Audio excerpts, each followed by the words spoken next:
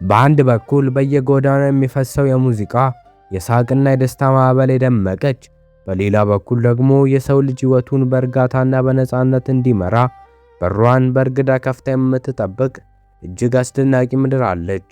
በዚች ምድር ነዋሪዎች ሰዓታቸውን አይተው አይሮጡም። የዕለት ተዕለት የሕይወት ውጥረታቸውን በየፕላዛው በፈገግታ እያደሱ ሕይወትን እስከ መጨረሻ ጠብታ ውሃ ድረስ በጥልቀት ይጎነጩታል። እዚህ ምድር ላይ ሕይወት የሚለካው በሀብት ወይም ሰማይ በተጠጉ ሕንፃዎች ብዛት አይደለም፣ በሰዎቿ ጥልቅ የሕይወት ፍልስፍና እንጂ። አብዛኛው የዓለማችን ሕዝብ በሥራና በገንዘብ ማሳደድ ውጥረት ውስጥ ሲማቀቅ፣ የዚች ሀገር ነዋሪዎች ግን ለመስራት አንኖርም፣ ሕይወትን በደስታ ለመኖር ነው የምንሰራው የሚል ድንቅ መሪ ቃል አላቸው። እስኪ ለጥቂት ሰከን ብለው ያስቡት። ሰማዩን አብዛኛው የዓመቱን ጊዜ በደማቅ ፀሐይ በሚሸፍንበትና የሰዎቹ አዎንታዊ መንፈስ ወደ እንግዳው በሚተላለፍበት ምድር ላይ መኖር ምን ይመስል ይሆን? ታዲያ የቅንጦትና የሰላም አየር የምትተነፍሰው የሕይወት ጣዕም በትክክል የሚቀመስባት እና የብዙዎችን ቀልብ የሳበችው ይቺ ምስጢራዊ ሀገር ማን ትባል ይሆን ብለው ከጠየቁኝ እሷ ስፔን ናት። ዛሬ በዚህ ዶክመንተሪ ከስፔን ውብ አኗኗር በስተጀርባ ያሉትን ያልተሰሙ ሁኔታዎች፣ የመንግሥት ጥቅማ ጥቅሞችን፣ የማህበረሰቡን ስነ ልቦናና ወደዚች ምድር ለመድረስ ያሉትን መንገዶች በጥልቀት እንመዘግባለን።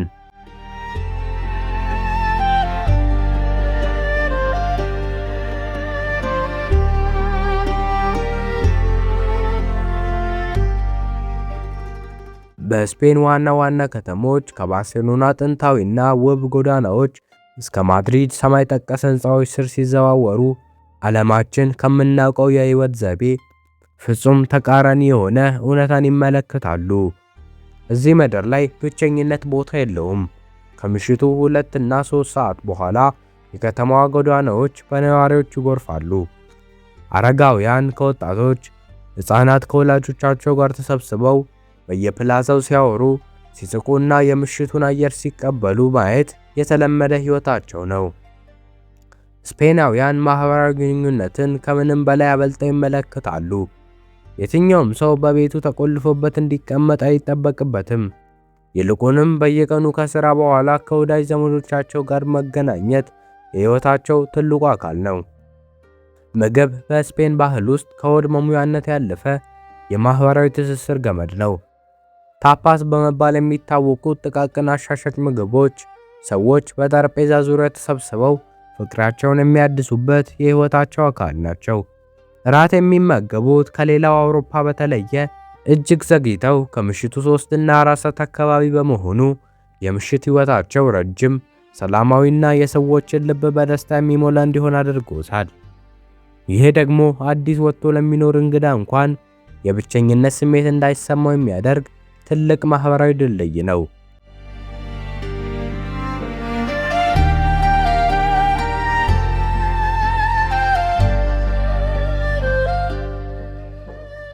ስፔንን በዓለማችን ላይ ብቸኛ የሚያደርጓት ጥቂት አስደናቂና ያልተለመዱ ባህሎቿ ናቸው። ከነዚህ መካከል የመጀመሪያው ሲየስታ በመባል የሚታወቀው ከሰዓት በኋላ የሚደረገው የእረፍት ባህል ነው። በከፍተኛ የፀሐይ ሙቀት ምክንያት ከቀኑ 8 ሰዓት እስከ 11 ሰዓት ባለው ጊዜ ውስጥ አጠቃላይ ሀገሪቱ ጭጭ ትላለች። ሱቆች ተዘግተው፣ ቢሮዎች ስራ አቁመው፣ ነዋሪዎች ሙሉ በሙሉ እረፍት ያደርጋሉ። ይህ ለብዙዎች እንግዳ የሆነ ባህል ስፔናውያን ለጤናቸው፣ ለስነ ልቦናቸውና ለቤተሰባቸው የሚሰጡትን ከፍተኛ ቦታ ያሳያል። በሌላ በኩል ደግሞ ስፔናውያን በባህሎቻቸው እና በደስታቸው ፍጹም ነፃነትን የሚያንጸባርቁ ሕዝቦች ናቸው። ለምሳሌ በቡኞል ከተማ በየዓመቱ የሚካሄደው ላ ቶማቲና የተሰኘው የቲማቲም ውጊያ በሺዎች የሚቆጠሩ ሰዎችን ከመላው ዓለም ይሰበስባል። ሰዎች በመንገድ ላይ በሺዎች የሚቆጠሩ ኪሎግራም የበሰሉ ቲማቲሞችን በመወራወር የሚያሳልፉት ይህ በዓል ስፔናውያን ሕይወትን ያለምንም ስጋትና ጭንቀት በነፃነት የመኖር ፍላጎታቸውን ያሳያል። በተጨማሪም በየከተሞቹ የሚካሄዱት የሙዚቃና የዳንስ በዓላት ሀገሪቱን የደስታና የፍቅር ምድር አድርገዋታል።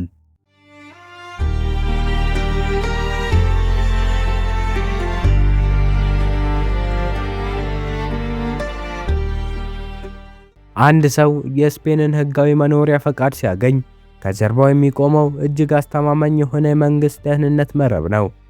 የስፔን መንግሥት ለዜጎቹና ለሕጋዊ ነዋሪዎቿ የሚሰጣቸው ጥቅማ ጥቅሞች በዓለማችን ቀዳሚ ከሚባሉ ተራ የሚመደቡ ናቸው። በመጀመሪያ ደረጃ በዓለማችን እጅግ ዘመናዊ ከሚባሉት የሕክምና ስርዓቶች አንዱ እዚህ ይገኛል። ማንኛውም ሕጋዊ ነዋሪ አስቸኳይ የሕክምና አገልግሎትን ጨምሮ እስከ ውስብስብ ቀዶ ጥገናዎች ድረስ 1 ሳንቲም ሳይከፍል ሙሉ የሕክምና ድጋፍ ያገኛል። በተጨማሪም የመንግሥት ትምህርት ቤቶች ከመጀመሪያ እስከ ሁለተኛ ደረጃ ሙሉ በሙሉ ነፃና ከፍተኛ ጥራት ያላቸው ናቸው። ይበልጥ አስደናቂው ደግሞ አንድ ነዋሪ ሥራ በሚያጣበት ወቅት መንግሥት የየዕለት ተዕለት ሕይወቱ እንዳይናጋ ወርሃዊ የገንዘብ ድጋፍ የሚያደርግበት የሥራ አጥነት አበል ሥርዓት መዘርጋቱ ነው። ከዚህ ሁሉ ጋር ተያይዞ ስፔን በአውሮፓ ውስጥ እጅግ ዝቅተኛ የወንጀል መጠን ካላቸው ሀገራት ተርታ የምትመደብ በመሆኗ እኩለ ሌሊት ላይ እንኳን በሰላም ተንቀሳቅሶ መግባት የሚቻልባት አስተማማኝ ምድር ሆናለች።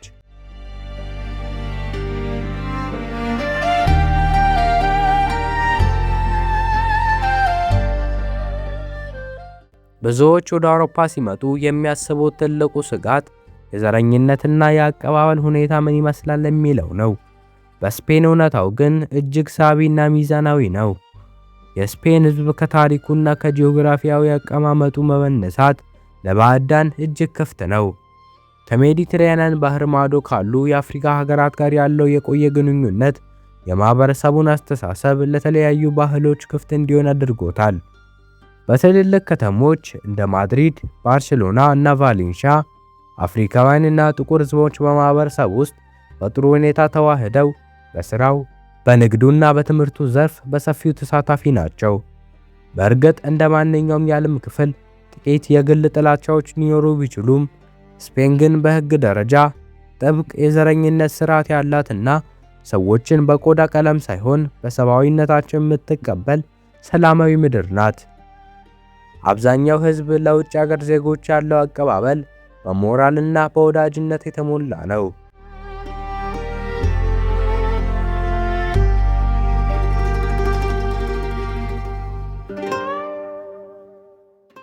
ስለ ስፔን ሲነሳ የብዙዎችን ልብ የሚያስመታው ሌላው ታላቅ እውነታ እግር ኳስ ነው።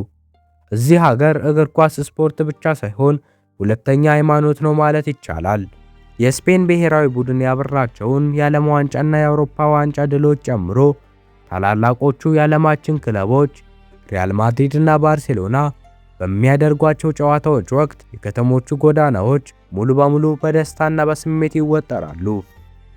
በጨዋታ ቀናት ሰዎች በየካፌውና በየስታዲየሙ ተሰብስበው ጨዋታቸውን ሲከታተሉ የሚፈጥረው ድምቀት የስፔንን ሕዝብ ስሜታዊነትና በጋራ የመደሰት ባህል ፍጹም በሆነ መልኩ የሚያሳይ ነው።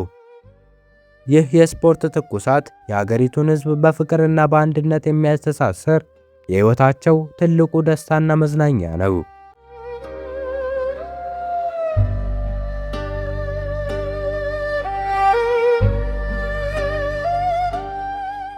ታዲያ ይህችን የደስታና የሰላም ሀገር ለመቀላቀል የመንግስት በሮች እንዴት ይከፈታሉ? በአሁኑ ወቅት የስፔን መንግስት ለውጭ ሀገር ዜጎች በርካታ ህጋዊ በሮችን ከፍቷል።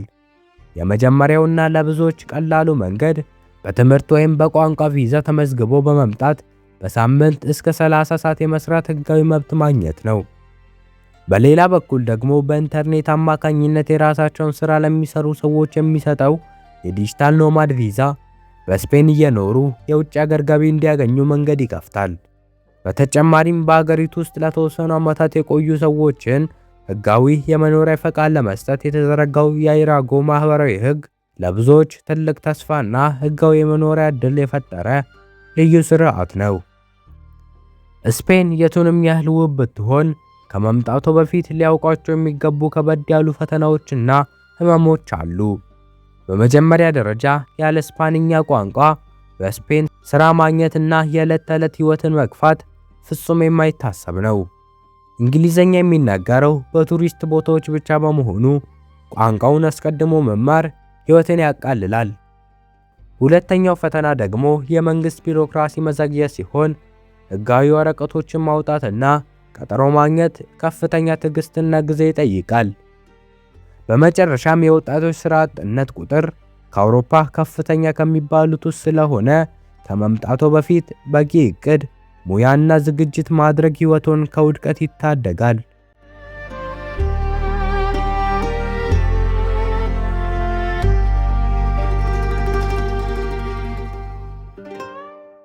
በደስታ በስሜትና በነፃነት የተሞላችው የስፔን ሙሉ የኑሮ ገጽታ ይህንን ይመስል ነበር። የዚች ሀገር ሕይወትና የሕይወት ፍልስፍና ሳቦት ወደፊት ወደ ስፔን የመሄድ ህልም ሳለዎት ሐሳቦን ኮመንት ላይ አጋሩኝ። ይህ ቪዲዮ ከተመቻችሁ ላይክ ማድረጋችሁን አትርሱ። እንደዚሁ አይነት መረጃ አዘል የሆኑ የዓለም ሀገራት ታሪኮችን ለማግኘት ቻናላችንን ሰብስክራይብ ያድርጉ። በቀጣይ ቪዲዮ ይበልጥ ማራኪ በሆነ ሌላ ታሪክ እስከምንገናኝ ድረስ ሰላም ቆዩኝ።